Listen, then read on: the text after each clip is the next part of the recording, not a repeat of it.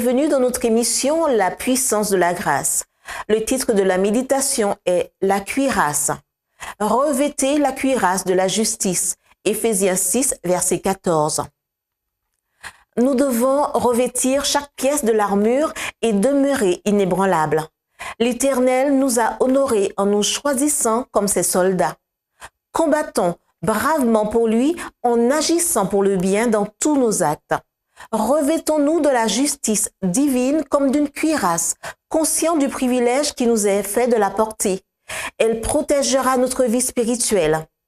Des dispositions particulières ont été prises pour tous ceux qui, avec sincérité et conscience, s'efforcent d'acquérir la sainteté dans la crainte de Dieu. Personne n'est si vulgaire, corrompu et vil qui ne puisse trouver en Jésus, qui est mort pour chacun de nous, force, pureté et droiture s'il rejette ses péchés, cesse sa course dans l'iniquité et se tourne avec un cœur fermement résolu vers le Dieu vivant.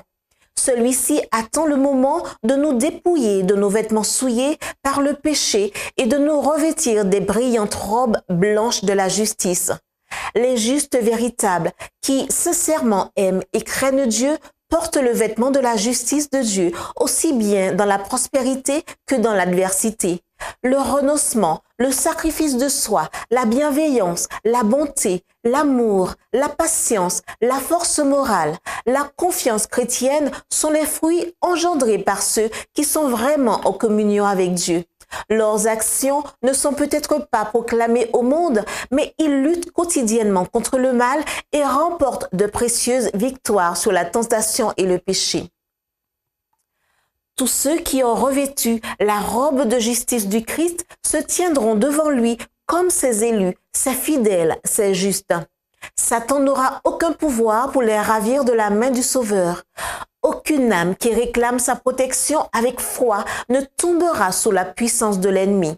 Chacun mènera un combat serré pour vaincre le péché dans son propre cœur. C'est parfois une tâche très douloureuse et décourageante, car une fois que nous avons découvert les laideurs de notre caractère, nous persistons à les regarder, alors que nous devrions contempler Jésus et revêtir le manteau de sa justice. Tous ceux qui franchiront les portes nacrées de la cité de Dieu y entreront comme des vainqueurs, et leur plus grande conquête aura été la conquête du moi. C'était notre émission La puissance de la grâce.